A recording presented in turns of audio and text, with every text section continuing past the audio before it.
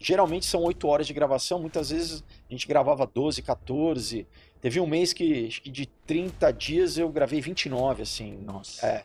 Pro ator, eu acho importante você ser versátil, né? Assim, eu sempre fiz teatro também, né? Entre os trabalhos, entre Já uma sempre novela e outra, eu peças, sempre, né? sempre fiz, né? Já viajei o Brasil várias vezes com turnê. Até... Porque a emissora também promove, né? Porque é o produto, você tá ligado ao, né? Tá associado com o produto, com a novela. Então, acaba te promovendo também. E na época tinha todas aquelas coisas das revistas Capricho, né? Carícia, Contigo. Contigo. Eu falo que hoje eu faço profissionalmente o que eu fazia de brincadeira quando eu era criança, né? Uhum. Então, eu sempre gostei muito desse universo lúdico, imaginário, né? Como qualquer criança, mas assim. Olá, vencedores! Sejam muito bem-vindos a mais um episódio do seu podcast Arte de Vencer. Meu nome é Cláudio Gonçalves e te convido a se inscrever no nosso canal, dê o seu like, coloque o seu comentário e compartilhe esse conteúdo porque hoje ele está super especial. Antes de apresentar o meu convidado, quero fazer um agradecimento aos patrocinadores Espaço da Audição. Espaço da Audição é uma empresa de aparelhos auditivos com centenas de pontos de atendimento em todo o Brasil, trazendo a melhor tecnologia auditiva para você. Então, se você está desconfiado que está perdendo a audição, faça uma avaliação com um dos nossos fonoaudiólogos especializados e faça uma experiência com os aparelhos auditivos. Você vai ver como a sua vida vai mudar. O Espaço da Audição tem os melhores preços, as melhores condições de pagamento, aparelhos à prova d'água para que você realmente usufrua sem limites. E também, se você quer dar um upgrade aí no seu marketing, você pode contar também com todo o trabalho da Brunticiative, uma agência de marketing especializada em acelerar seus negócios. A Vanessa, com toda a equipe, desenvolve um trabalho muito bacana de conteúdos nas redes sociais, assessoria de imprensa, então vale a pena conhecer um pouquinho mais e faça o seu orçamento que eu tenho certeza que vai caber também no seu bolso. E hoje eu tenho um convidado super especial, que acho que dispensa muitas apresentações, afinal de contas é um rosto bastante conhecido de todos nós brasileiros. Felipe Fogosi, muito bem-vindo. Tudo bem, Cláudio? Obrigado pelo convite. Prazer estar com você aqui, com a tua audiência. Legal. Vamos falar um pouquinho da sua trajetória, porque é bastante coisa, né? Aliás, a sua trajetória dá margem para a gente ficar aqui até amanhã conversando, porque tem muito papo bacana que a gente pode aprofundar, né? Já tem um tempinho aí, né? Mas vamos lá. Queria primeiro te fazer a seguinte pergunta. Todo mundo fica curioso em saber como que chegar, desenvolver uma carreira artística e já começar num primeiro trabalho impactante, como foi na Rede Globo, acho que foi na série Sex Appeal, né? Foi. Então eu queria a trajetória até lá, porque se não me engano foi com 18 anos que você começou ali, Né, meu primeiro trabalho na TV, que foi a minissérie Sex Appeal, eu tinha 17 ainda. 17. Olha, é, muita gente pergunta, às vezes, como se tivesse um, né, um caminho claro a Uma se receita de seguir, bolo, né? mas não tem, assim, na verdade, eu acho que cada, né, pessoa que começa nas artes, principalmente no Brasil, vai ter uma história diferente, né? Claro, você tem algumas coisas, no caso, por exemplo, para ator, assim, fazer um curso de teatro, né? Ou fazer faculdade de teatro, você tem cursos, né, aqui na USP, né, na ECA, você tem cursos profissionalizantes. Na verdade, você tem que ter, para ator profissional, você precisa ter um registro, né? Chama Aham. DRT, para exercer a profissão de uma forma regulamentada. Fora isso, é teatro amador, né? Pode fazer, teatro amador, não tem problema nenhum. É, então, a princípio, se alguém quiser se tornar ator profissional, tem que fazer um curso para retirar o DRT. Tem outras formas de você retirar o DRT também. é, Quando alguém faz teatro amador há muito tempo, você tem que comprovar que você faz, né? Ou faz comerciais. Você tem que ter um material ali suficiente para provar no sindicato que você já está há algum tempo e também fazer uma banca. Né, fazer uma banca é basicamente uma prova ao vivo ali, eles vão. Quer dizer, eu estou falando aqui na minha época, eu nem sei se mudou, né? Se Hoje em ainda é dia pode assim, é ser com tudo muito inteligência tão rápido. artificial, né? Aquelas coisas assim. Eu não sei, mas enfim, antigamente era assim, né? Então você ia ter uma banca, né? Juízes ali do sindicato, da SATED, né? E você era uma prova de proficiência na tua área, né? Se você realmente está apto a trabalhar ou não, e aí você recebe o DRT. Enfim, isso é só uma questão, né? Você ter o DRT para poder trabalhar. Agora, conseguir Chegar trabalho é lá. outros 500, né? Como diz, né? Então, a minha história, né? Falando especificamente do meu caso, eu acho que tudo estava um pouco ligado com a minha infância, com o que eu gostava de fazer. Eu falo que hoje eu faço profissionalmente o que eu fazia de brincadeira quando eu era criança, né? Uhum. Então, eu sempre gostei muito desse universo lúdico, imaginário, né? Como qualquer criança, mas assim, eu me interessava muito por história, eu gostava tanto de ler quadrinho, meu pai, né, era um leitor de quadrinho, antes de eu ser alfabetizado ele já me dava quadrinho para, né, para Ver as folhear figuras. e isso já incutiu em mim o gosto pela leitura, né? Mas também era isso, cinema. Eu ainda sou da geração pré-videocassete, mas ia ao cinema ver, né? Para mim era o maior é, programa, se, né, meu pai pergunta, claro, eu ia no zoológico, ia no circo, ia, né, jogar bola, mas essa coisa do cinema para mim sempre foi muito forte, assim, né? E junto, vendo TV, desenho. Aí, minha mãe, ela foi manequim, né? Na época eu não falava modelo, falava manequim, mas ela chegou a trabalhar com o Denner, com o Clodovil, alguns, né, umas pessoas famosas ali nos anos 70. E muitas vezes tinha um trabalho, ela não tinha com quem me deixar, me levava junto, e às vezes um produtor via, estava precisando de uma criança, fala, poxa, Já deixa ele fazer. aproveitava. Então, quando eu era pequeno, assim, uns 4, 5 anos, eu fiz alguns comerciais, né? Inclusive, o comercial, quando lançou o picolé de limão da Que Bom aqui, eu fiz, né? Eu fiz a campanha. Tenho ainda o pôster de ponto de venda, todo velho ali, mas eu ainda tenho. Você ainda guarda tudo isso? Na verdade, minha mãe guardou, Ah, né? Mas eu tenho. E. Enfim, mas pra mim era uma brincadeira. Eu tava ali naquele set. Pra mim era um mundo, né? Tava brincando, não tinha consciência do que era, né? Na verdade, assim. Que, mas essa não, isso aqui é um. vivência foi fazendo com que pouco a pouco você se encantasse cada vez mais. Eu não tinha o entendimento na época que eu tô fazendo um comercial, Aham. né? Para mim Era uma era um brincadeira. mundo ver aquele estúdio enorme com cenário, com, né? Aquilo era meio que mais um parque de diversão, uma Disneylândia do que um Até trabalho, porque a né? produção na época de um comercial é totalmente diferente do que a gente vê hoje, né? A É, tecnologia. é, algumas coisas são parecidas, mas tem mudado muito também, né? Hoje, naquela época não tinha tanto essa coisa de chroma key, de fundo, né? Uhum. Para quem o pessoal não sabe, né, cenário era cenário construído mesmo, né? Não tinha essa coisa. Hoje em dia, com, né, digitalização, né, os softwares todos, isso muda muito, né? A produção de audiovisual em geral, né? Não só comercial. Mas enfim, aí surge o videocassete, eu virei um rato de locadora, chegava da escola todo dia, ia na locadora, e com 13 anos meu primeiro trabalho foi numa locadora de vídeo, porque eu queria ver filme, né? Então, é, teve uma vez que eu era amigo de todo mundo da locadora, uma pessoa foi, né, saiu, e aí a gerente perguntou: você não quer trabalhar porque você conhece todos os filmes, você tá todo dia aqui, Conhece, você ganha gosta, alguma né? coisa daí? Então falei né, com a minha mãe na época. Poxa, ela falou: não, claro, né, se não atrapalhar a escola, tudo, então era a locadora do condomínio, né? Eu morava num condomínio aqui em São Paulo, que eles tinham um shoppingzinho e tinha essa locadora dentro. Então, era tranquilo, assim, né? E eu digo que foi minha primeira faculdade de cinema, porque lá eu vi tudo, tive contato com, né, além dos blockbusters que né, um adolescente normalmente assiste, eu fui ver cinema italiano, francês, japonês, tudo quanto é cinematografia diferente, assim, filmes antigos, clássicos, né? Então, é, isso já foi, né, me dando mais vontade de trabalhar não só, né, do lado de cá da Você câmera, já mas tá do do outro outro lado, né? lado, né? E aí com 15 anos eu finalmente fui fazer um curso profissionalizante no Teatro Escola Célia Helena, que era lá na Liberdade, né?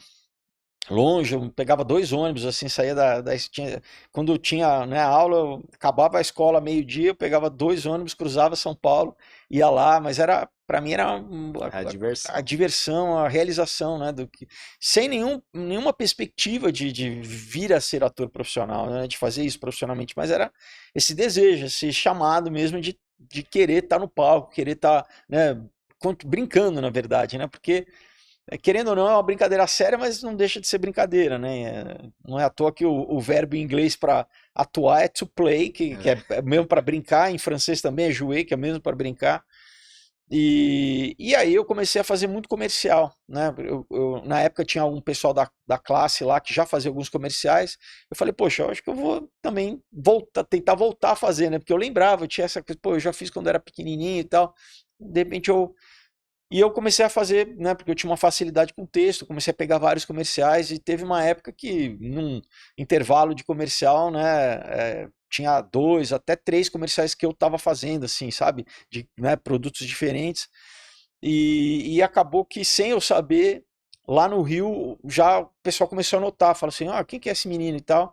E quando surgiu né, o teste para a minissérie Sex Appeal, que se passava em São Paulo, e eles queriam atores de São Paulo, né? Nessa época eu já estava com 17, tinha terminado o colegial, estava fazendo cursinho, eu pensava em fazer publicidade na época. E aí a minha agência dos comerciais, ela entrou em contato comigo e falou, olha, tem um teste da Globo, você quer fazer? Para Na mim, hora. nossa, era um sonho, né? Porque eu tava falando, não, eu tô aqui em São Paulo, porque naquela época, né, isso foi 92, só tinha a Globo fazendo no Rio, então era muito distante, né? É, né, como você falou, como que é chegar e como que é. Então, assim, é, vários fatores foram levando até esse momento, né? Quer dizer, aquela máxima, né, de que a sorte ela encontra com a preparação, né? Então é o Exato. momento certo com você. Então já tinha 2 anos que eu estava fazendo o curso, que eu estava, né, me preparando, fazendo os comerciais, e quando surgiu uma oportunidade que para mim realmente foi um milagre, assim, né? Uma porta aberta. Claro que eu fui fazer o teste, tinha que passar no teste também, Sem né? dúvida. Dependia de você também. E aí tinha.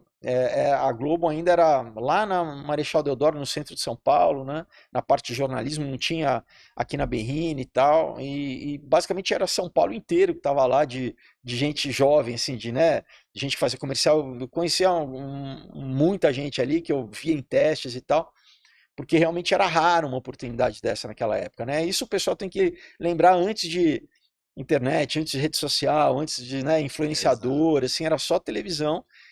E mesmo assim a Globo era no Rio, né? Então, e eu fiz o teste, eu passei e foi aí um outro desafio, né? Ir para o Rio.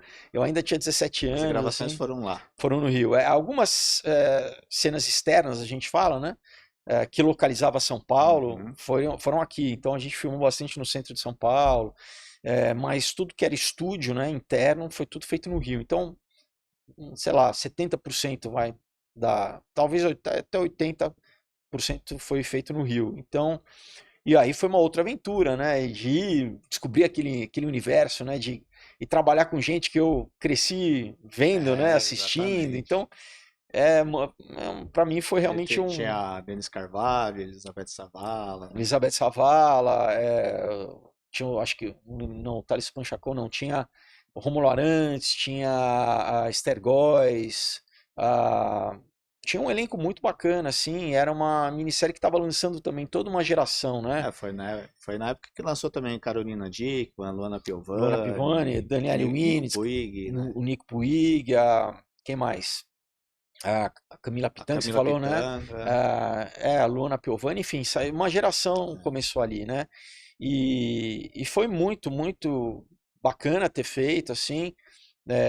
Era uma temática, em determinados momentos, até mais séria, né? O meu personagem, por exemplo, era um Era drogado, né? Era difícil, né? difícil e tal. Passava às 11 da noite, porque tinha, né, algumas questões mais. Então, assim, mas foi muito bem recebido, né? Fez sucesso e foi o que me convidaram por causa desse trabalho a fazer o meu trabalho seguinte, que foi a novela Olho no Olho, que aí sim foi uma outra também, outro choque, que foi fazer uma novela das 7 naquela época, né, com um efeito especial, que Essa foi, novela eu lembro bem, eu é, gostava. e realmente marcou, né, marcou, tem um monte de, o meu personagem chamava Aleph, né, tem um monte de homem rapaz com 30 e poucos Que anos se chama chama, Aleph porque, né, a mãe era fã e então assim marcou aquela geração, né, esse ineditismo dos efeitos especiais, né, numa novela que era uma coisa incomum naquela época, né, um conceito bem bem pop mesmo, né? De não era tanto a novela. Claro que tem, né? A novela sempre tem o romance, né? Mas ela tinha uma pegada diferente, assim, e fez muito sucesso, né? Ali a projeção já era outra também, né?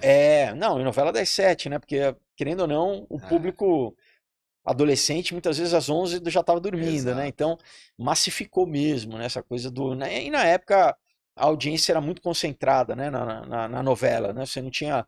Hoje em dia é fragmentado com podcasts, com, né? Várias outras coisas. Então, era realmente bem concentrado e foi um trabalho que marcou bastante, né? Assim, até hoje, né? Muita gente. Quem estava vivo na época lembra, É. assim, né? E era uma época que praticamente só tinha TV aberta Sim, ali, pouco tinha de TV por assinatura também, né? sim. Nem se tinha, acho que era Só tinha só o HF, SPM, né, só também. tinha SPM, SPN, Então todo mundo ESPN, parava para assistir as novelas da Globo. todo o E Brasil como foi a inteiro. sensação ou a repercussão também quando você se viu pela primeira vez ali na telinha? Sim. Como é que foi? Então, já tinha sido quer dizer, foi meio que paulatino, né? Porque primeiro foi nos comerciais, né? Então, mas os círculos foram aumentando, né? Então, nos comerciais eram a minha família, né? Os meus amigos de escola, né? Os meus vizinhos, assim que, né? Até acontecia uma outra pessoa reconhecer, mas né, não era Uhum. tão comum. Aí já na minissérie já foi um grau maior, né? Porque não é só um comercial de 30 segundos, É, né? Tem personagem, né? Aquela história. Então, mas realmente eu senti o impacto dessa coisa de, inclusive porque a minissérie você grava ela inteira antes dela ir pro ar, né? Ela foram é, acho que 20 episódios, alguma coisa assim, né? é, eu não lembro exatamente agora, mas né, ela é menor, uma novela. Sim. Né, eu fiz a trilogia dos Mutantes, deu quase mais 600 episódios, né? Nossa. 2 anos e quase 3 anos no ar. Então, assim, eu realmente fui sentir o impacto fazendo a olho no olho, por ser também o protagonista, mas disso de você estar fazendo enquanto ela está no ar, né? Então, as pessoas estão te vendo ali né, no dia a dia, normalmente, e foi né, esse momento meio de bitomania, assim, para mim, porque eu era basicamente adolescente ainda, né, Sim. 18, ainda é teen, né, e minha grande parte do público, né, eram fãs adolescentes também, né, então tem umas histórias interessantes de sair correndo de shopping, né, de multidão É porque na atrás, época você já era considerado galã, né? então, e tudo isso é muito rápido, né? De repente, porque também a Chega a emissora assustar um pouco. assusta, porque a emissora também promove, né? Porque é o produto, você tá ligado né? Tá associado com o produto, com a novela. Então, acaba te promovendo também. E na época tinha todas aquelas coisas das revistas Capricho, né? Carícia, Contigo, né? Contigo. Então tem toda uma máquina, vamos dizer assim, de promoção, né? E você vai nessa onda, né? E é meio que de um dia para o outro mesmo, que você, né? Tá andando. Eu não tinha carro na época, né? Eu pegava ônibus lá no Nossa, Rio imagina. e, e num dia tá tudo bem, tranquilo, né? Mais uma pessoa ali no comum e no outro dia de repente você tá lá as pessoas não olhando e falando, não é possível, né? Será que é? Será que não é? Sabe assim? E é isso, né? Às vezes, naquele momento foi realmente bem intenso, assim, né? E aí eu também tive que aprender né, a lidar com isso, com a expectativa das pessoas, porque é isso, uma pessoa normal que de repente estão te né, pedindo, alguém tá chorando na tua frente, desesperado, assim, né? Alguém Sim. te olha e começa a gritar, você fala, o que que eu faço, né? Você não sabe como lidar com esse tipo de coisa, né? Então é um aprendizado, né? Mas ao mesmo tempo você ficou em algum momento preocupado porque esse grande trabalho olho no olho foi um projeto que rendeu algumas críticas na época também, porque aquela briga do bem e do mal, Hum. diabólico, aquelas coisas todas, né? Ah, mas isso é mais Tanto que coisa de teve que mídia, assim. reformular algumas coisas, o roteiro Não, e não, tal. isso é mais essa coisa mais de mídia, assim, na época de revista, pra, tipo, ter manchete. Isso Mas, tipo, não. foi de boa, assim. Foi. E, e aí também o interessante também são as parcerias que se constroem, porque tanto o Sex Appeal Hum. quanto o Olho no Olho foi o Antônio Calmon, Foi o né? Antônio Calmon, que era um cara que eu, obviamente, não conhecia, mas que eu era fã nos anos 80 do Armação Ilimitada, né? Que era um. Aí tem gente que não vai lembrar, mas era Cadu. que era o programa, o Lula Jubilula, né? Que Aham. era o programa mais, eu acho que moderno da época dos anos 80, fazia referência a cinema. Eu era fã porque fazia referência a cinema, né? Então tinha episódio que eles falavam do Magnum, falavam do 007, falavam do Highlander, falavam do Caçadores da Arca Perdida. Então era um programa cheio de referência, assim, né? E Uhum. super moderno a linguagem. E, então eu já era fã dele dessa época, né? Depois ele fez a novela Olho no Olho também, fez Vamp. Ele era o autor na época da Globo que era o cara, vamos dizer, que mais arriscava nesse Uhum. sentido, né? Saía do O formato. Vamp acho que foi bem um divisor ali, né? Então, as novelas deles, eles sempre, né, faziam coisas diferentes, assim, que saía vamos dizer, do arroz com feijão, né, dramatúrgico, né, que é aquelas novelas ou rurais, né, que todos são legais, mas que são o padrão geralmente que você entende como novela, né? A mocinha pobre com o galã rico, né? Aquelas questões assim, ou novela Zona Sul Carioca do Manuel Carlos, né? Então ele fazia as coisas diferentes assim. Então, quando eu tive a oportunidade de trabalhar com ele, né? Primeiro que eu fiquei super feliz, depois conhecendo, né? Viram, né? Ele, o Ricardo Odito, que era o diretor, que eu era um nerd de cinema, né? Então Aham.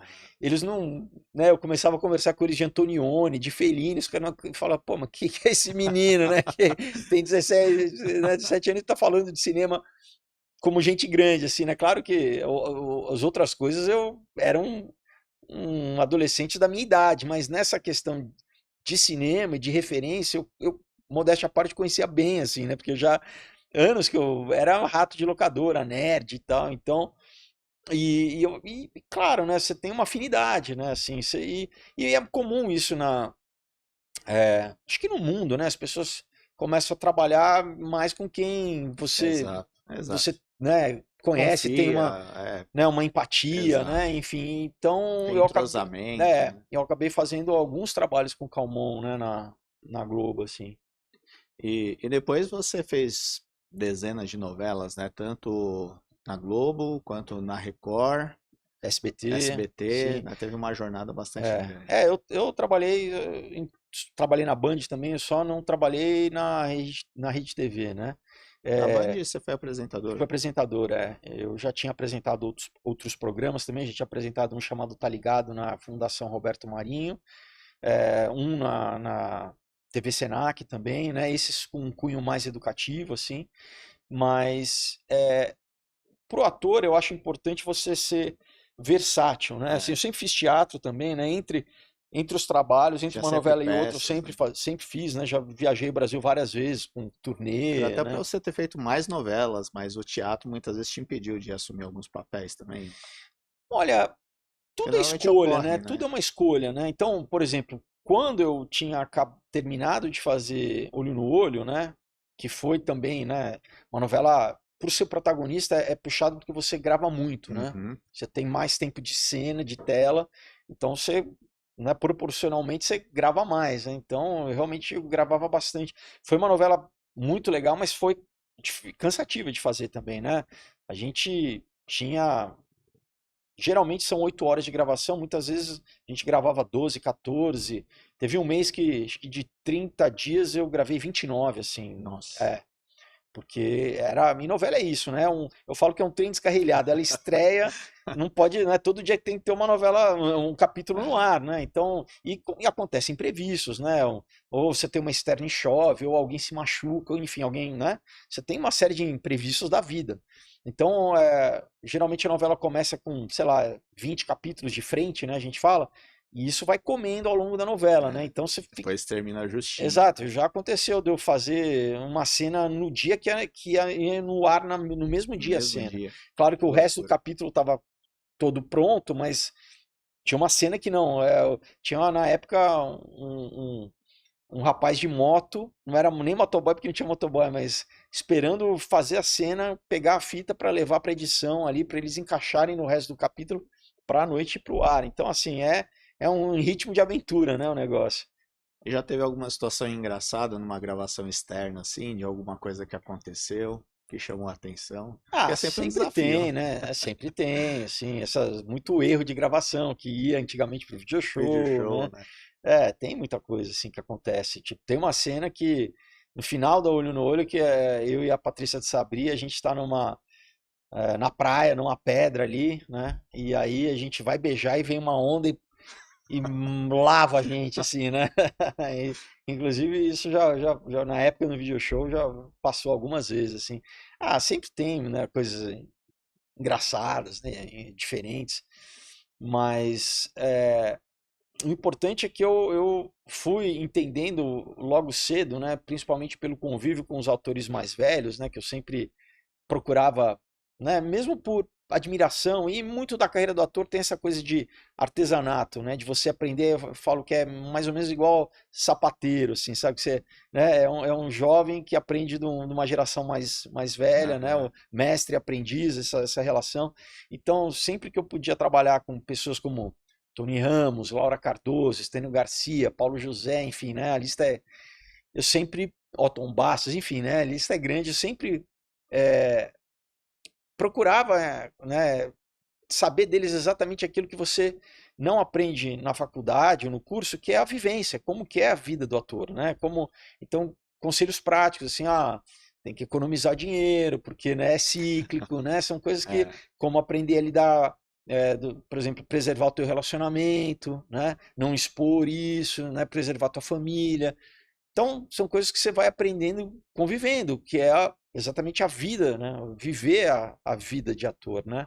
E é bacana que é uma área que realmente os mais velhos apoiam muito os mais jovens ali, né? Eles têm essa preocupação. Eu acho que a maioria, claro, né? Isso é individual de cada um, mas a maioria é muito generosa, né? Porque tá todo mundo junto ali e é mais ou menos, sei lá, acho que como jogador de futebol, é, só de você estar lá, você já tem uma afinidade de você, né? Então Exato, convive ali. convive, né? A pessoa quis trabalhar na mesma área que eu, então você vai ter, né? Não é sempre com todo mundo, mas na grande maioria você tem essa afinidade, assim, né?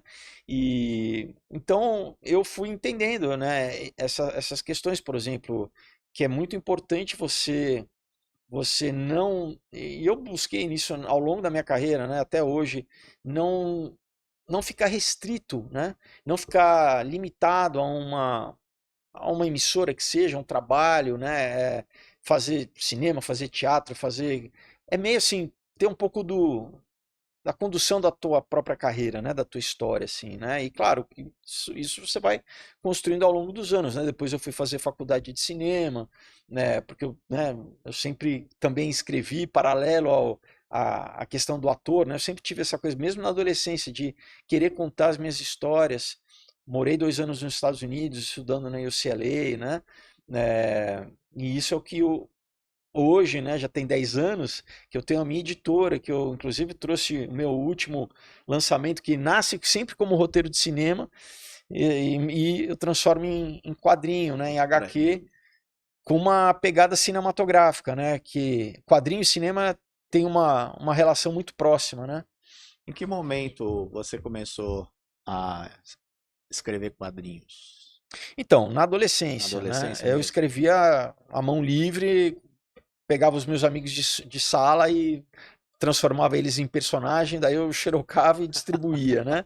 Então era, de novo, eu falo, coisas que eu fazia completamente por diversão hoje, né? De certa forma, é trabalho, né? Então, mas o que aconteceu? Quando eu voltei dos Estados Unidos, né, dessa temporada, isso foi de 2001 a 2003, eu comecei a escrever muitos roteiros de cinema, pensando em vender para o mercado americano, né?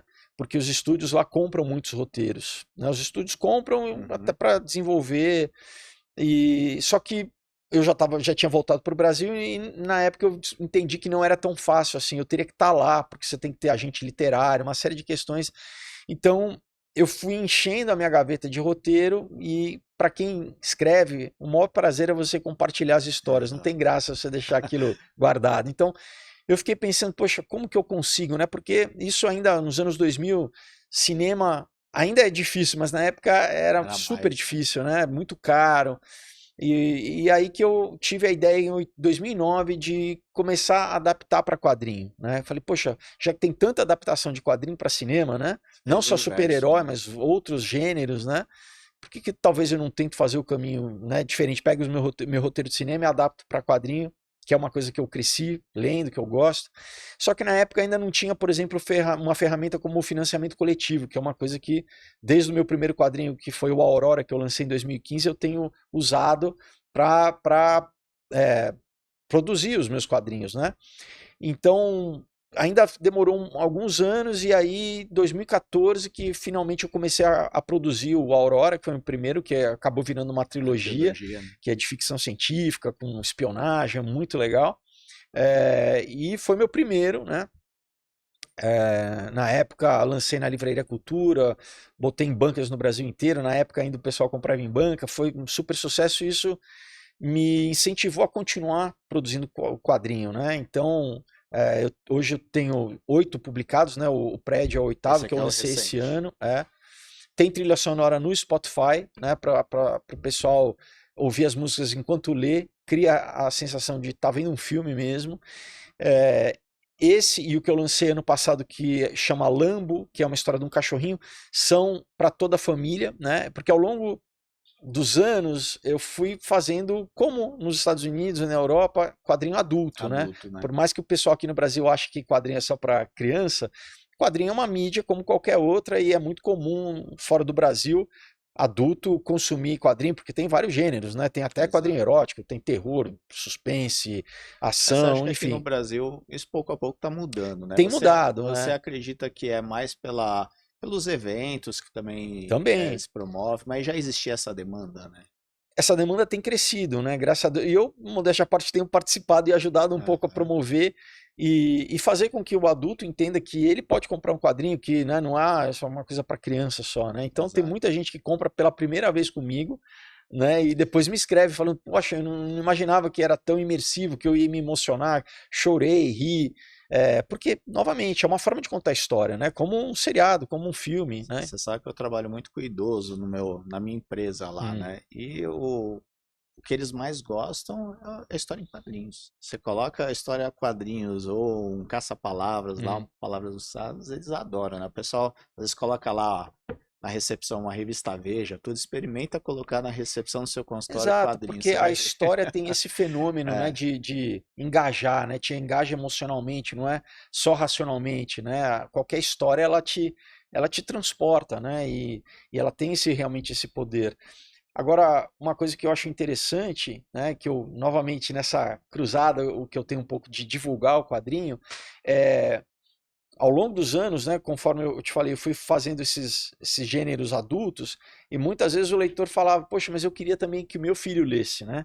Então, o Lambo eu lancei em 2024, se eu não me engano, que foi o primeiro que eu falei, eu vou fazer mais ou menos como os desenhos da Pixar, que tanto, né, o pai vai com o filho e o pai vai se divertir, e o filho também. aham, Você fala, né, com as faixas etárias com linguagens, né, diferentes para cada faixa etária, mas no mesmo filme, né, no mesmo produto.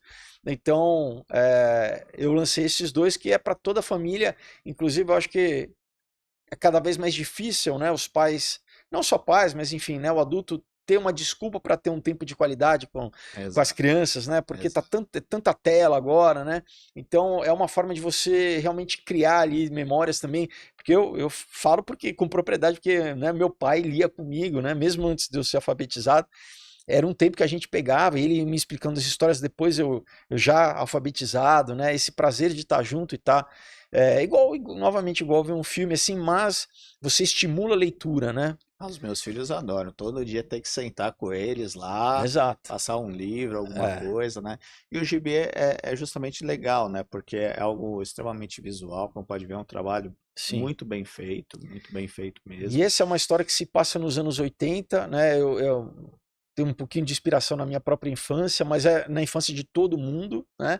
Eu queria que o leitor identificar se está cheio de referência, tem mapping, né? Tem as brincadeiras que a gente fazia na época, né? A trilha sonora é toda de músicas da época, É isso que eu assim. achei legal, que é um quadrinhos com trilha sonora É, também, né? Como exato. veio essa ideia de colocar trilha sonora? Porque quando eu escrevo como roteiro de cinema, né? Porque essa é a minha formação, naturalmente vem como roteiro de cinema e depois eu adapto para o quadrinho.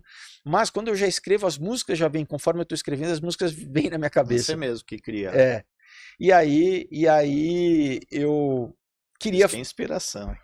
eu queria falar assim, como que eu vou tentar, né, já que não é audiovisual, né? O quadrinho é só visual, mas como criar essa sensação, né, auditiva, além das onomatopeias, né, para deixar mais imersivo ainda, porque essa é uma técnica da trilha sonora no cinema de você, a música Mais entra, envolvente, né? exato, para às vezes até falar, olha, essa cena aqui é uma cena alegre, uma cena triste, uma cena suspense. Muitas vezes isso inconscientemente você entende pela música, né? E eu queria tentar fazer isso com o quadrinho e eu cheguei nessa mecânica que assim, ao longo da história, eu vou botando uns iconezinhos. Não sei se vai dar para pegar aqui, mas tem um desenho de uma fita cassete ao lado Exato. que vai direcionar para um índice aqui de trilha sonora no final do livro, que aqui ele relaciona, né? Exato. É legal. Então, assim, eu falo, né? A pessoa pode ler uma vez. Realmente é para adulto, porque aí não é uma fita cassete. Né? Tu Cheio nem de sabe o que é referência, isso. cheio de referência.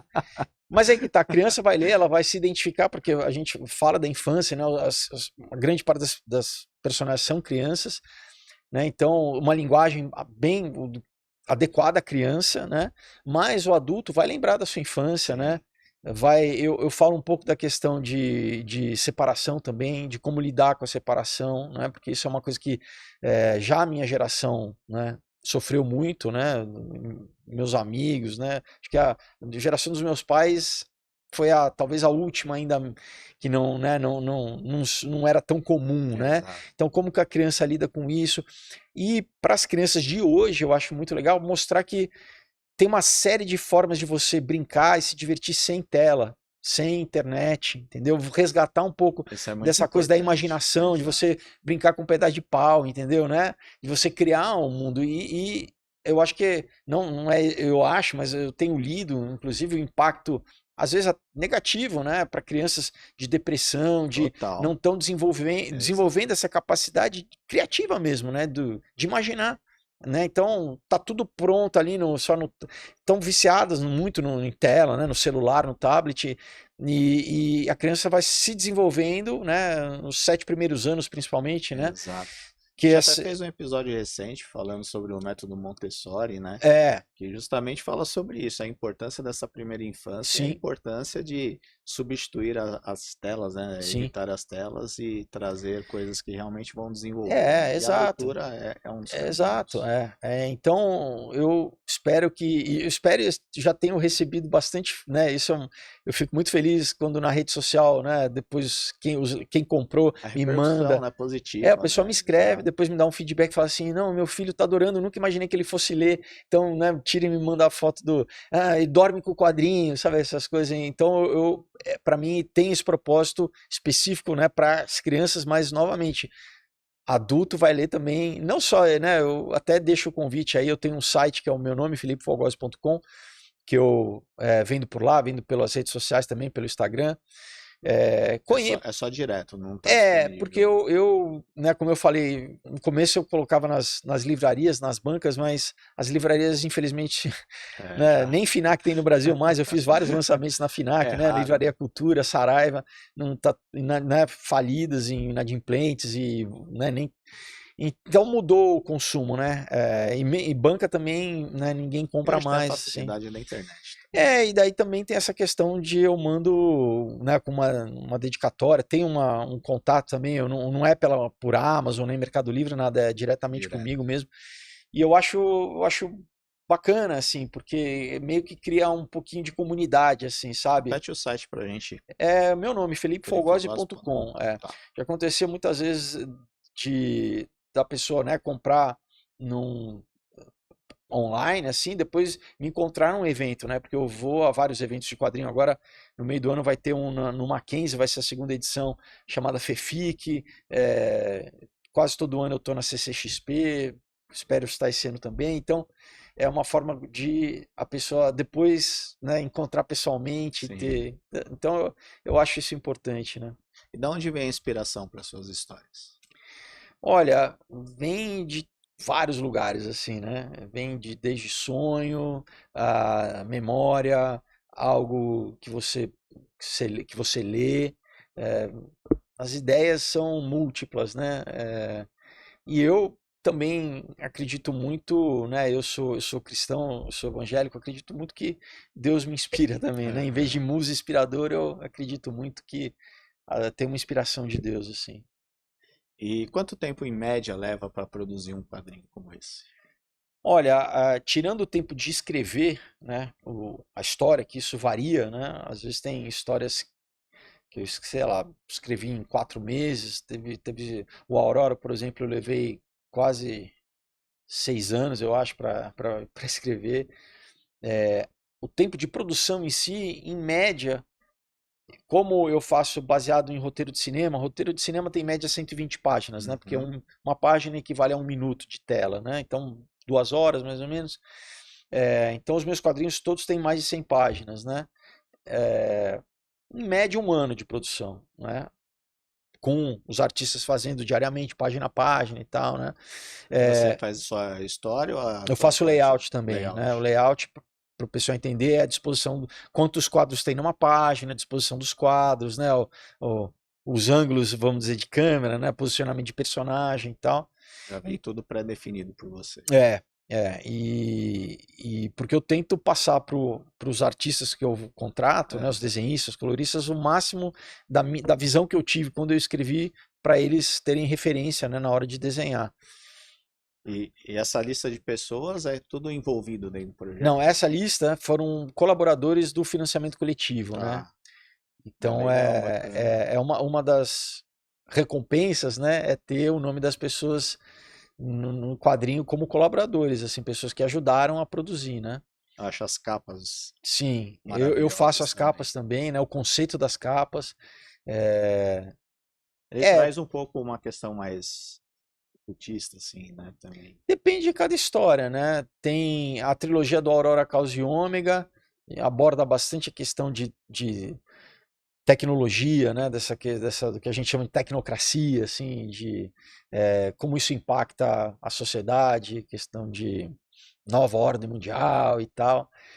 Mas já outra história, como por exemplo Knock Me Out, que é um romance que se passa no mundo das artes marciais, né? Então, uma homenagem aos filmes dos anos 80, como Rock, Karate Kid, que usa o pano, né, do mundo da luta para contar uma história de amor, na verdade, um romance, né? Tem trilha Aham. sonora no Spotify também. Tem o Comunhão, que aí já é uma outra pegada, é suspense com terror psicológico, ação, gore, decapitação, aí o bicho pega, mas sempre com uma mensagem de resiliência e de redenção, né? Eu não faço nada niilista, assim, nada para que a pessoa termine de ler e fique com aquela sensação, aquele gosto amargo na boca, né? Não, é sempre uma mensagem de superação e de vida. Tem um outro dia que eu falei que é um que eu ganhei um prêmio do Ministério da Cultura, onde eu abordo coisas que geralmente tentam pegar o jovem quando ele entra na faculdade, na maioridade, questão de droga, questão de doutrinação política, sexo. Então já uma Uma história reflexão, né? bem forte, assim. Também tem um feedback incrível, assim, de gente que leu e me escreve depois. Então, assim, tem vários gêneros diferentes, né? Drama, romance, suspense, aventura. Já está É, trabalhando no próximo? já estou produzindo o próximo, assim, Tem previsão? eu espero lançar até o final do ano, assim, né? Aí depende um pouco do artista, né? Mas tem repertório para vários ainda aí. Se graças a Deus ideia não falta, né? E projetos para televisão? Então, tem um filme que eu escrevi, que é o meu primeiro roteiro, né, eu levei 11 anos para 11 coproduzir, né? anos. Chama Rodeio Rock, está disponível na Netflix, né? Eu convido o pessoal e na Netflix, e quem não tiver também, você pode alugar em outra, né? Tem no Google, Uhum. no YouTube para alugar, né? mas é com o Lucas Lu, com a Carla Dias, eu faço como ator também, é uma comédia romântica que se passa no mundo sertanejo, muito divertido, muito legal. A gente ficou várias semanas no top 10 da, da Netflix ano passado, chegamos a ser o segundo filme mais visto, né? Então, para mim foi uma vitória, assim, conseguir, como a gente estava falando, né, que cinema realmente é difícil de fazer, né, caro, enfim, então, mas eu tenho essa realização aí do Rodeio Rock e tô com outros projetos esse ano para cinema também, né, já coproduzindo, né, eu tenho já há alguns anos coproduzido, tem um documentário que eu coproduzi sobre quadrinhos chamado Traço Livre, né, que também está disponível nas plataformas, para mostrar para as pessoas qual que é o processo de produção, porque geralmente a gente vê alguma coisa pronta, a gente não Não tem imagina como é ideia. que faz, né? Exato. Né? Todas as etapas ali, como foi. Principalmente quadrinhos, porque eu acho que você tem que pensar numa sequência lógica das coisas, assim, Sim, que tem que fazer sentido. A cena seguinte tem que fazer sim, sentido, sim, né? sim. Tem muita coisa de técnica mesmo, técnica gráfica visual, né, de como você conduzir o olhar do leitor ao longo da história, né? Tem vários truques assim que esse documentário mais ou menos a gente lançou em 2018, era meio que como, né, a gente estava falando antes, tentar popularizar mais o quadrinho e para as pessoas entenderem assim, né, o quanto de trabalho tá ali, né, foi empregado para fazer um quadrinho, vamos E dizer. essa visão para fazer o quadrinho veio da onde? Do curso de cinema? Ou não? Não, foi uma ideia que eu tive, assim, e aí eu desenvolvi Inspiração uma mesmo. metodologia minha de adaptar, né? Eu tenho 35 anos de carreira aí, eu trato basicamente como se eu estivesse produzindo um filme, Tá. né? O quadrinho. Então, você tem vários, vamos dizer, dentro de um filme, né? Você tem setores diferentes, então você tem a cenografia, você tem o figurino, né? E eu comecei a transpor isso para o quadrinho, né? Para indicar para os artistas, para o desenhista. Eu sempre faço uma pasta, por exemplo, de referência de cenário, figurino, objeto, fisionomia de personagem, basicamente para tentar dar para ele informação suficiente, referência suficiente daquilo que eu penso, daquilo que eu, né, do máximo para ele tentar chegar ao máximo possível daquilo que eu concebi na minha mente, assim. Então é uma coisa meio híbrida, assim, do que eu criei. Mas tem funcionado aí, né? Como eu já tem 10 anos que eu tô fazendo, né? E o próximo vai ser o nono. E eu, de novo, nunca imaginei quando era criança que hoje na minha própria estante eu ia ter os meus quadrinhos junto com os outros quadrinhos que eu Você lia, né? Que eu curte, cresci né? lendo, assim. Então, para mim é muito, é uma realização, né? Esse trabalho assim Você também. trabalha pra caramba, né? Porque você faz muita coisa, né? Mas é com o que eu gosto, né? Trabalhar, a gente tem que trabalhar de qualquer jeito, mas o bom para mim, eu sou muito grato, né? É um privilégio, ainda mais no Brasil, com todas as dificuldades, poder trabalhar com arte na minha vida inteira, né? Então, E você acredita que agora essa repercussão do Brasil ter ganho um Oscar, esse cenário pode mudar e tornar esse processo mais fácil ou não? Estamos não. muito distante. Não, porque assim, tem uma coisa muito específica do Walter Salles, né? Dele, em nenhum momento eu estou desmerecendo o trabalho dele, eu acho, né, eu gosto muito dos filmes dele, mas ele tem uma série de facilidades Uhum. que são exclusivas a ele, assim, entendeu? É difícil furar essa bolha, né?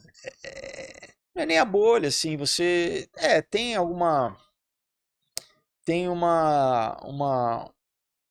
questão realmente financeira, assim, né, para você produzir um filme, né, um filme hoje em dia, mesmo no Brasil, claro, né, tem tipos de filme, né, mas um filme comercial, em média, 10 milhões, assim, para você fazer, né.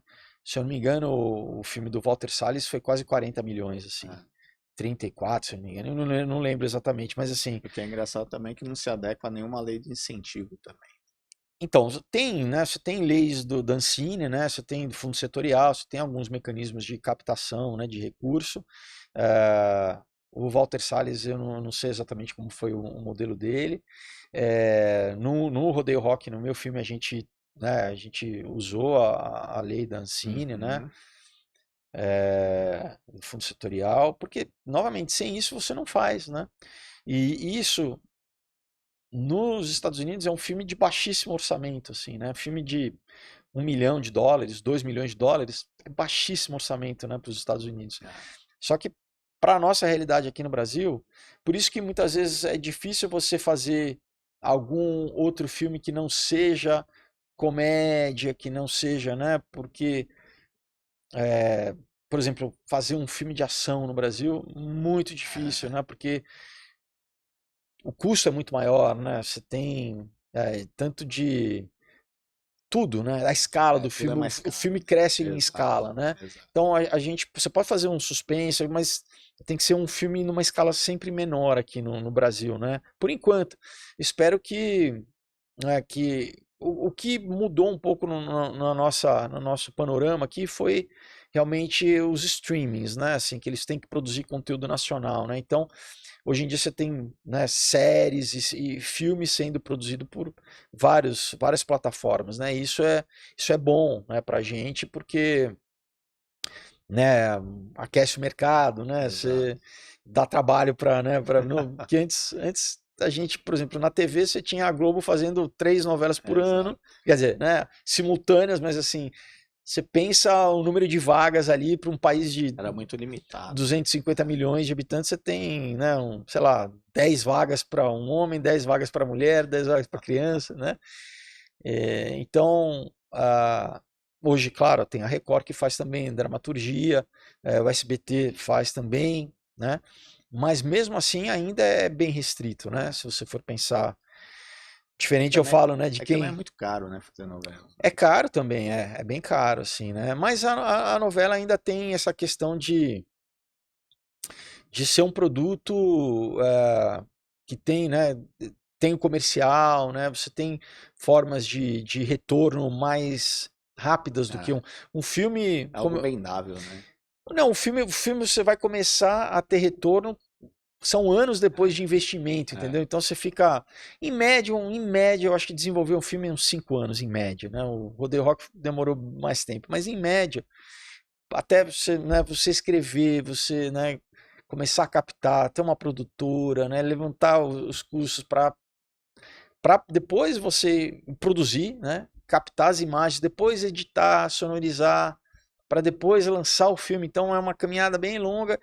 Então, né, novamente a novela, né, a emissora está com o espaço publicitário, ela está já tá gerindo girando, receita, está girando, né? enquanto a coisa tá acontecendo, tá É, girando. e o cinema, e o filme não, né? Você vai realmente só no final que você começa a ter retorno, né? Mudando um pouquinho de assunto, como é que surgiu a possibilidade de fazer a Fazenda, de participar na Fazenda? Eu estava contratado na Record, né? Eu fiquei acho que uns 7 anos lá. E desde da primeira edição eles me chamavam. Eu estava inclusive no ar fazendo a novela Os Mutantes. Ele já falei, mas peraí, eu tô no ar assim. Não tem, né? E todo ano eles me chamavam, né? Mas eu não via muito propósito, né? Porque eu falei, bom, eu sou ator, né? Não tem muito a ver, assim, né? Aí o contrato encerrou, eu acho que eles pensaram que nessa renegociação eu iria aceitar. Acabou que na mesma época surgiu uma oportunidade na Band de apresentar um programa e eu preferi ir apresentar o programa novamente porque eu não via muito propósito de eu fazer Aham. o reality, né? É, quando terminou o programa e o contrato na Band, eles novamente me chamaram e aí eu aceitei basicamente para voltar a casa, assim, né? Retomar o relacionamento profissional com a Uhum. emissora, mas acabou que foi divertido, foi legal ter participado, assim, Você né? É ficou em que segundo lugar lá, né? fui vice-campeão, assim, é cansativo, é realmente uma experiência completamente diferente de qualquer coisa que eu vivi, né, até então profissionalmente, né, é único, assim, um formato, né, único, não é fácil, assim, é bem desgastante, mas eu acho que tem uma vantagem público é conhecer, no caso, né? Porque não é só ator, né? Vai gente de jogador, cantora, mistura influência, tudo. tudo, né? No caso do Aí que eu ator, acho que se torna mais desafiador, né? eu acho que o desafiador é realmente o isolamento, né? Você tá. E é uma realidade completamente artificial, né? Porque você tá ali trabalhando, mas com um ambiente simulado, com pessoas que você não conviveria daquela forma, né? Porque você tá meio que morando com as pessoas, né? Não é um relacionamento profissional e ao mesmo tempo é profissional. Então tem uma série de coisas, é bem diferente, assim, e claro, né? Muitas vezes o programa tenta, vamos dizer assim, as pessoas, não sei porquê, né, do ser humano não gosta muito de quando tá tudo tranquilo, né? Eles Tem gostam que de ter ter o um, né, caos, um né? barraco, né, Então, muitas vezes, quando eu, pelo menos, né, quando eu participei, eu tentava sempre manter um clima legal. Eu falei, pô, já que eu tô aqui, vamos tentar fazer meio que uma colônia de férias, tentar curtir um pouco, né? Então eu não entrava muito nessas coisas que, né, eu falava, a minha mentalidade era essa, né, de gente que fica, não, vou tramar, porque eu falei, olha, quem decide é o público, né? Se as pessoas quiserem que eu fique, eu vou ficar. Se não quiserem, eu vou me tirar. Então, não adianta eu tentar ficar manipulando, sabe assim, né? Com chave. Então, quando alguém vinha falar para mim, eu falava, ah, não, eu já saía, sabe assim, não, eu falava, eu fui com essa mentalidade, né? Então, assim, às vezes, quando estava tudo um pouco bem, aí eles criam uma dinâmica, claro, para tentar jogar um pouco de pimenta, né? Tá tudo muito calmo, vamos. Né? A pessoa tem curiosidade, fala assim, ah, vem alguma coisa direta de um diretor? Não, pelo menos quando eu participei, não tinha nada direcionado nesse sentido. Geralmente era assim, criava uma disputa, uma dinâmica, sabe? Assim, um jogo, alguma coisa para Acirrar um ver pouquinho. se saía, né? Ou ah, não, agora você aqui nessa brincadeira, você tem que falar os defeitos das outras pessoas, sabe assim, tipo, né? Literalmente, só que tem gente que eu entendia, falo assim, né? Eu via com cabeça de produtor, eu falo, bom, os caras estão. Agora tem gente que não entende isso e E mergulha embarca, e no mergulha, e negócio. não, então, né? E você tem que ter um distanciamentozinho, assim, né? E você também é uma pessoa bastante espiritualizada, você fala muito sobre isso Uhum. também. E teve um fato bem curioso lá na fazenda que você ganhou um carro Sim. de uma forma Isso é inusitada, né? verdade, não tem como falar, é o Conta que pra gente essa aconteceu. história. Eu era uma prova lá, né, que tinha um carro e tinha uma série de chaves, assim, não lembro se eram 12 chaves, eu acho, né, duas fileiras, acho que de 6, eu não lembro exatamente, 5 ou 6, enfim. E você tinha que escolher a chave e pegar a chave E e ver se o carro ver se o carro ligava. ligava, né? Então, e antes disso, já tinha uma caixinha para você sortear a ordem, né, das pessoas que iria. Então eu já tirei, acho que eu fui primeiro, se eu não me engano, e, qu- e quando eu Estragou a vi, brincadeira. mas quando eu vi o painel, literalmente eu via uma chave brilhar, assim, eu via a chave brilhar, né? E aí eu fui direto na chave e batata, né? O carro ligou. Na hora eu contei para as pessoas que para mim foi também uma coisa. E depois, quando terminou, né, o programa, lá no encerramento, né? Inclusive que já tinha saído do ar, daí já ainda, né, tem muita gente ali, a equipe, aí você vai falar com a equipe, né, que até então, e eu fui conversar com um dos diretores, e ele falou exatamente isso, ele falou, a gente estava vendo você pegar, ele falou, não é possível, ele vai pegar, ele Já tá vai indo, ele vai estragar a pegar direto, brincadeira. E então, é isso, assim, O próximo nem te convida mais. mas durante a fazenda toda, teve vários momentos assim que a pessoa pode chamar de intuição, assim, mas que eu, né, ouvia essa voz, assim, me dirigindo, assim, né? E em que momento você passou a falar mais Hum, abertamente sobre essa questão de espiritualidade, geopolítica, que é hum, uma coisa que você estuda bastante, sim. aborda bastante. Olha, sobre Deus, assim, eu sempre falei, né? Desde quando eu entrei na Globo, basicamente, eu sempre entendi que o fato de eu ter tido essa graça, né? Esse privilégio de ter uma. Hoje em dia o pessoal fala muito plataforma, né? Mas de estar nesse lugar de Uhum. exposição não era simplesmente para minha diversão, para minha realização pessoal, ou alguma coisa só para o ego, que era que eu deveria usar essa entrada, né? Para falar de Deus, basicamente, que é Aham. nada melhor do que isso, né? É o que transforma, porque isso transformou a minha vida, né? E restaura pessoas, gente sem esperança, às vezes com traumas, vidas, né, completamente desestruturadas e literalmente, né?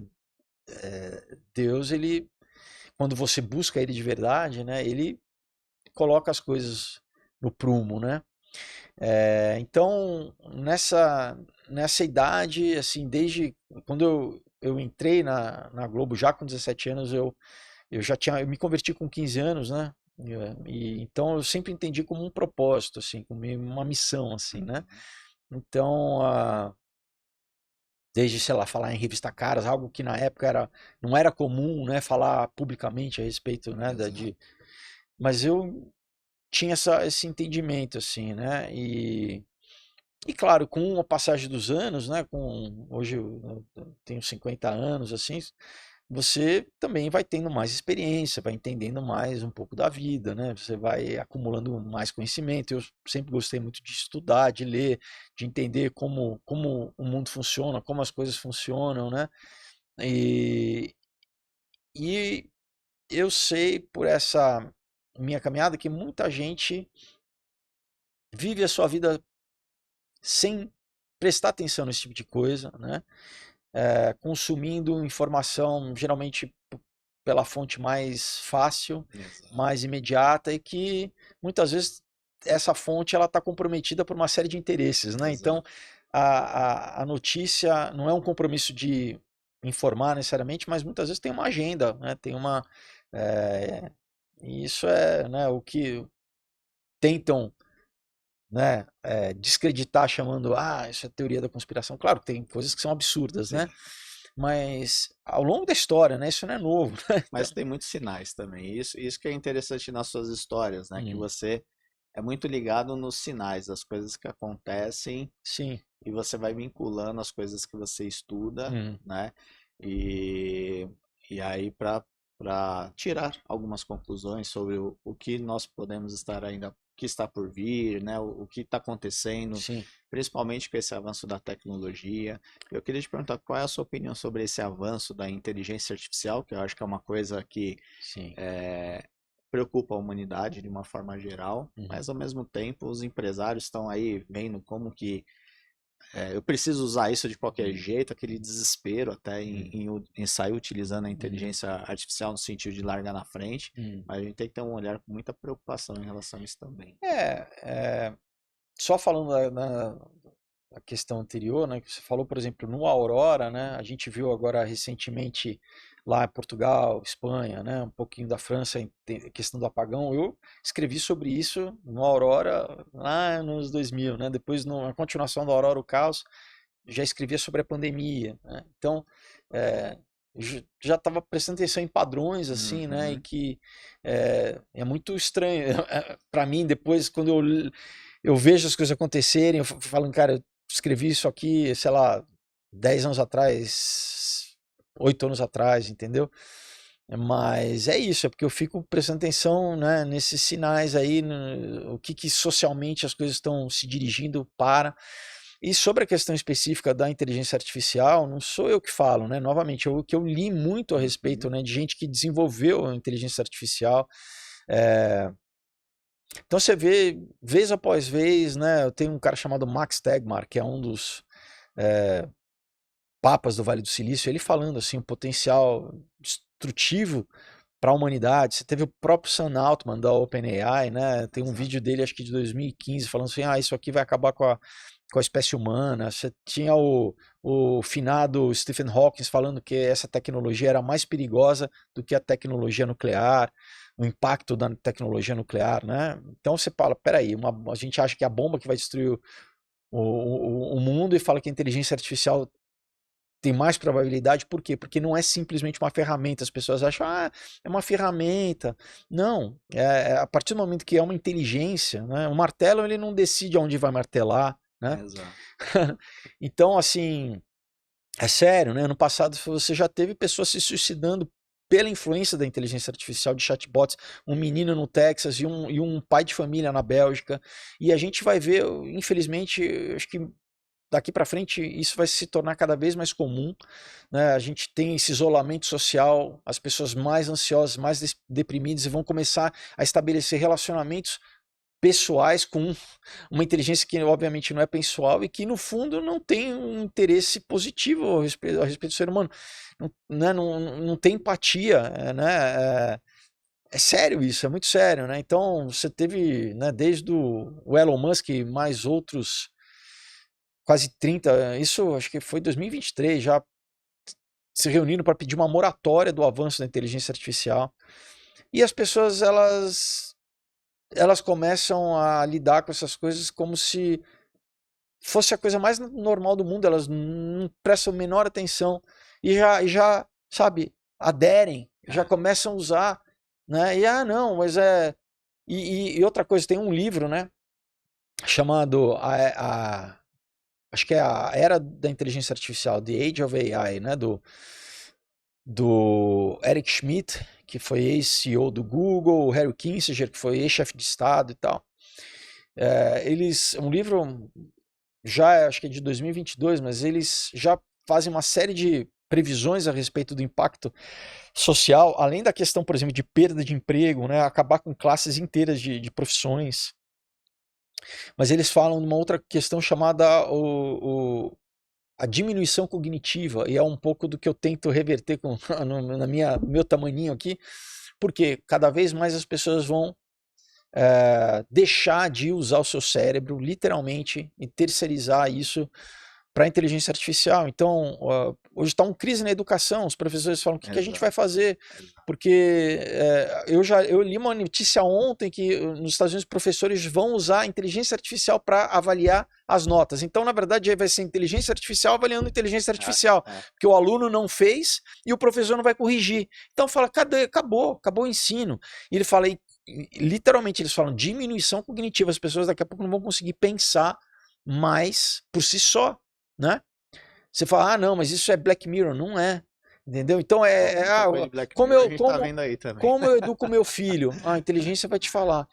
Isso quando os próprios desenvolvedores falam assim, olha, o próprio Eric Schmidt falou, não tem como garantir que eles não vão mentir, então a inteligência artificial mente para sobreviver, basicamente. Ela tem desenvolvedores, inclusive do OpenAI, quando eles tinham um modelo, eu não lembro se foi do 03 para o 04, eles foram meio que basicamente desligar, o modelo mentiu e manipulou eles porque ele tinha um instinto de sobrevivência. Você fala, peraí, é basicamente o Hall ali do 2001, né? Lembra? Quem não lembra a referência ali do filme do Arthur C. Clarke, né, do Stanley Kubrick. Então, assim, é meio que uma entidade. E o momento que é basicamente o plot do Exterminador do Futuro, que fala assim, não, se o ser humano, né, eu sou uma inteligência superior ao ser humano e o ser humano agora está querendo me controlar, eu não vou me deixar ser controlado pelo ser humano, né? O Elon Musk falou numa entrevista com o Jordan Peterson, né, que eles estão fazendo um data center, né, um centro de dados ali na cidade de Memphis, né, nos Estados Unidos, e ele fala assim, daqui vai sair o nosso novo Deus. Ele usou essas palavras, né? Mas nesse sentido, porque é uma entidade que a princípio tem atributos que você só dá a Deus, que é o quê? Não localidade, é onipresença, está em todo lugar, né? Onisciência, sabe de tudo, de todos, né? Você baixou, sabe todo o teu perfil, sabe. E eu sei que as pessoas trivializam isso, mas assim, o nível de informação não é só o que eu compro, onde que eu gasto, onde que eu vou. Não, ele sabe reconhecer o teu padrão de escrita, o teu padrão emocional, ele sabe literalmente como te manipular. E o que é mais preocupante é que justamente as pessoas, quando estão em situações difíceis ali, estão utilizando a inteligência artificial como terapeuta, né? Para Mas então, tratar suas mas é que tá. carências, Quando a tratar gente fala suas que é um troço dores, que né? mente, outra coisa, alucina. Os desenvolvedores falam, alucina, não é nem só mentir, alucina. Então, como que eu vou confiar numa opinião de, de uma máquina que alucina e que mente, que não é nenhuma pessoa? E cada vez mais as pessoas estão. E daqui a pouco vão estar entrando em relacionamento amoroso. Exato, Com, e exato. isso não é ficção Não, científica. não é não. A gente já vê Então, casos por aí, né? novamente, isso é tão recente que a gente está vendo, está começando a ver os impactos disso e, de novo, as pessoas. Ah, não, vou baixar, imagina, vou usar, vou usar. É, Eu acho que nos Estados Unidos tem até, acho que uma igreja comandada por inteligência tem, artificial. tem na igreja, já teve na Alemanha também um sermão feito numa igreja luterana lá por inteligência artificial. E é surreal, né? E como eu falo às vezes desses assuntos, né? Já teve uma menina, por exemplo, que entrou na rede social para falar comigo, falando assim: não, mas eu só uso exatamente para estudar a Bíblia. Eu falo, cara, mas é exatamente aí que você não deveria. Vem cá, tem Vai direto pelo na menos dois fonte, mil né? anos de história da igreja cristã, com autores, e agora a coisa saiu 6 meses atrás e você abdicou de tudo isso para ouvir um troço desse, que autoridade que uma máquina tem para Mas é a te. necessidade da Não é. resposta pronta, da Mas facilidade. para mim é um meio que um canto da sereia, assim, sabe? É um encanto que as pessoas. É, muita gente foi pega pela questão, né, do desenho do Ghibli lá, que bonitinha a animação, deixa eu baixar isso aqui. Você baixou, acabou. É, Não, óbvio né, que as outras plataformas já estão mapeando, né, os teus dados. Afinal de contas, é o novo petróleo, né, o é um dado. caminho sem volta isso, né? Mas você tem que usar de forma crítica, pelo menos entendendo Exato. o perigo que tem, o que eu vou colocar, o que eu não vou, como eu vou. E não, as pessoas estão, sabe, É que ela usando, fascina, né? achando que é Quando você igual. consegue observar tudo que ela faz, é um negócio que fascina, mas tem um outro ponto também. Até É. teve um vídeo que viralizou recentemente, Hum, né? De uma inteligência artificial tendo que atender outra inteligência artificial. Não sei se você viu esse vídeo, né? não. Daí fala, oi, eu sou uma inteligência artificial. Hum. Ah, eu também. Então, já que você é uma inteligência artificial, eu também, vamos nos comunicar numa outra linguagem? Criaram uma linguagem lá, ficou, Então, né? mas antes disso, né, você teve, acho que foi no Meta, né? Foram desenvolvedores que tiveram que desligar os chatbots porque eles começaram a conversar numa língua que eles não compreendiam, saindo completamente fora de controle, É, entendeu? Então tiveram que. Agora, o momento é que você não vai conseguir desligar, porque ele vai, vamos dizer, viralizar em outros equipamentos, então ele vai estar na nuvem. Você não vai ter uma localidade, vai estar aqui num data center X, porque ele já foi para outro, entendeu? Ele foi para outro, foi para outro. Então, assim, novamente, é muito sério. Teve agora, acho que foi semana passada, uma família ali nos Estados Unidos, num caso de um. Eles falam road rage, né? Que uma pessoa no trânsito matou a outra. E no julgamento eles pegaram uma inteligência artificial para simular, é tétrico, eles fizeram a simulação da pessoa que morreu falando, porque tudo isso está na internet, então pegaram a imagem da pessoa, então basicamente é um morto falando pro, pro assassino dele. E caramba. quem não entende fala, que legal. Não, cara, espera aí, é uma coisa que nunca existiu na história humana, você tá fazendo uma simulação de um morto, usando a voz, usando a imagem dele para falar alguma coisa para uma outra pessoa. Então, peraí, qual que é o limite das coisas? Sabe, o buraco é muito mais embaixo, assim, de nós. As pessoas vão, porque é novidade, né? Tem um afã de abraçar. Não, é a última novidade, eu preciso estar atualizado, eu preciso, sem parar um minuto para pensar, falar assim, peraí, qual que é a implicação disso aqui? Aonde que isso aqui está levando, né? Exato. Né, um monte de gente, quando começou a sair, porque eu faço quadrinho, já me mandava, você pode fazer quadrinho aqui, né? Pela inteligência Eu artificial. falei assim, eu nunca vou fazer, porque eu nunca vou substituir um ser humano. Por mais que eu tenha que pagar, é caro, mas eu nunca vou substituir porque essa substituição, hoje, é o desenhista que eu não vou pagar, Vai lá na frente, né? vou ser eu, vai ser você, vai ser todo mundo, entendeu? E é um processo de desumanização. O C.S. Lewis ele tem um livro chamado Abolição do Homem. Então a gente está passando um pouco nesse processo, assim, sabe? Sim. O problema é que tem gente que tá abraçando, tá rindo, fala, que. Entendeu? É aquela história. Tem o pai do algoritmo, que me fugiu o nome dele agora, o Jeffrey Hutton, se eu não me engano, que já é um senhor que agora, enfim, ele ajudou a fazer e agora ele tem a ficha caiu, ele tá várias matérias nos Estados Unidos, né, em jornais, em programas, ele falando contra, né? Ele falou literalmente isso. Eu já tinha feito uma analogia parecida falando de um jacaré. Basicamente, você criar um jacarezinho com a esperança de que ele não vai te comer. E eu vendo, né, um 60 Minutes, ele falando, é igual criar um tigre, ele é pequenininho quando pequeno e depois ele vai te devorar. Eu falei, olha só, né? Mas é isso, entendeu? É isso. As pessoas, de novo, tá bonitinho, tá bonitinho. E o problema é quando, né, ao mesmo tempo que você tem a coisa do software, né, dos algoritmos, dos chatbots, você está tendo a robótica, você está tendo, né, o hardware, você está tendo os robôs. Quando as coisas se juntarem, meu amigo, Assustador você vê, por exemplo, na China, o primeiro hospital já, né? totalmente operado Não por só isso, IA você já tem robô ali também. enlouquecendo, machucando as pessoas. Então, assim, a gente, de novo, né? A gente tá. O ser humano tá brincando com fogo aí, eu acho, né? O problema é que o ser humano ele não tem a cultura, às vezes, de debater. Ele sai abraçando ideias sem discutir, fazer É. Por isso que eu contrapontos, né? sou o Avaliar, louco, chapéu de alumínio, colocar na falando essas balança coisas as para as coisas. pessoas pensarem. E eu não Mas tô eu acho falando por mim, importante, eu né? quis Mas, até tocar nesse assunto, porque eu é, acho importante. Eu gosto, eu paro para ouvir muito você, o próprio Daniel também fala hum, muito sobre muitas coisas, né? Então eu acho que é bacana, porque eu acho que é quando a gente consegue enxergar todas as opiniões e tudo, todas as reflexões que cada pessoa faz, é que a gente vai começar a saber exatamente onde a gente está pisando, como que, apesar de ser um caminho que eu considero sem volta, a inteligência artificial, mas como você pode se policiar, onde você consegue se exato. preservar, né, É. para fazer alguma coisa. E outra coisa, né? Muito do argumento que as pessoas falam é assim, é porque é mais barato. Mas vem cá, então ser mais barato agora é a regra pra gente qualquer coisa, porque tem muita coisa que é mais Exato, barato que é errado fazer, né? exato, Não é porque é mais barato que então que eu devo fazer aquilo, porque é mais exato, barato, né? exato. Mas cabe aí uma reflexão. É. Que mensagem final você gostaria de dar para o nosso público que está nos assistindo, que deseja muito seguir uma carreira artística? Que conselho você daria para essas pessoas? Olha, a carreira artística, eu acho que assim, todo mundo tem um dom, seja ele qual for, né?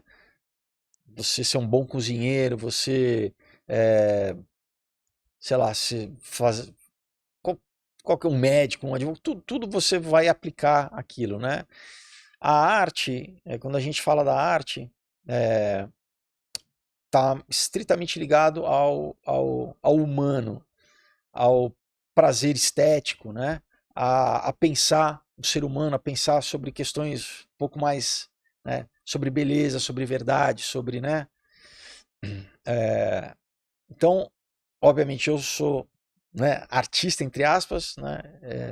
Mas eu sempre falo assim, a verdade, não é fácil, é uma carreira difícil, mas se você realmente acredita que esse é o seu caminho, vai embora, vá para cima, estude, né? É constante, você não para de aprender, né?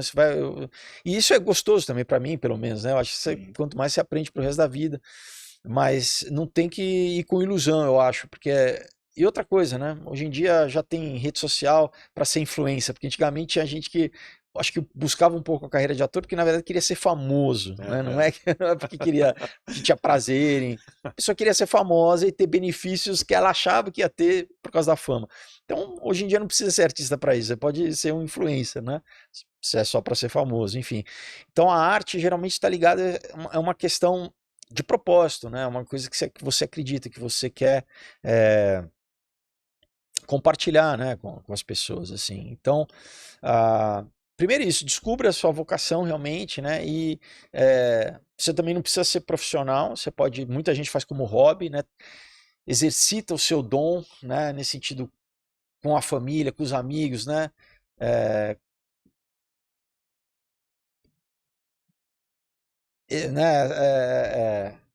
com esse prazer assim de compartilhar. E geralmente tem esse detalhe também, a arte você não faz para você, né? Você faz arte para aham. para todo mundo, para compartilhar, para a comunidade, para as pessoas, né? O principal sabendo que não vai agradar todo mundo também, né? Mas isso faz parte, né? Faz parte, assim, né? Você faz, na verdade, para quem tiver o olhar para apreciar, né? Exato. E eu, particularmente, né? Como eu falei, né? Eu tudo pauto muito, eu creio que, né, tem um propósito para cada um de nós que é um maior, assim, que Deus já... Então também, quem acreditar, né, ore, peça, né? Peça a direção de Deus, assim, se é aquilo que você está fazendo, e com certeza ele vai dirigir, vai abrir as portas, né? Porque quando alinha a tua vontade com a vontade dele, que é boa, perfeita e agradável, as coisas acontecem. Legal. Obrigado, Felipe, mais Eu uma que vez pela agradeço. sua presença. E deixa o convite, né, Fica pro aqui pessoal. também o convite pessoal adquirir todos os quadrinhos aqui do Felipe. É só entrar lá nas redes sociais dele. Tem todos eles lá disponíveis, Sim, né? Para o sim. pessoal tem No site tem as histórias, tem as artes, assim, o pessoal pode ir, uma né? sinopse também Tem para. a sinopse. Legal. Então, ó, uma boa dica também de presente, né? Esse aqui com certeza eu vou apresentar para os meus filhos que gostam bastante também. Se você gostou desse episódio, dê o seu like, deixe o seu comentário também e compartilhe esse conteúdo para as pessoas que são amantes de quadrinhos e fãs também do Felipe. Obrigado e até o próximo episódio do seu podcast Arte de Vencer. Até lá!